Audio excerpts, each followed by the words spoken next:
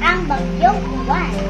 Ito ay hangin ng 100 kilometro kada oras at pagbugso ng hanggang 125 kilometro kada oras.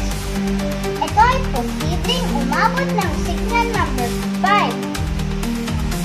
Ang bagyong ito ay super typhoon. Tayo ay maging handa at alerto sa bagyong ito. Ito ang ating ulat panahon, partner. Sa balitang kalusugan, sa lungsod ng San Jose del Monte, Bulacan, dahil sa pagbaba ng kaso ng influenza ng illness, hindi na ipapatupad ang pagsusuot ng face mask sa mga pribado o pampublikong lugar. Ngunit kung may karamdaman o sintomas na nasabing sakit, hinihikayan pa din ng gumamit ng face mask.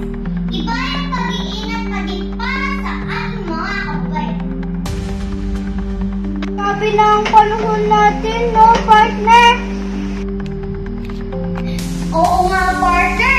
Kaya pinapayuhan pa din natin ang ating mga kababayan na maging alerto sa lahat ng oras.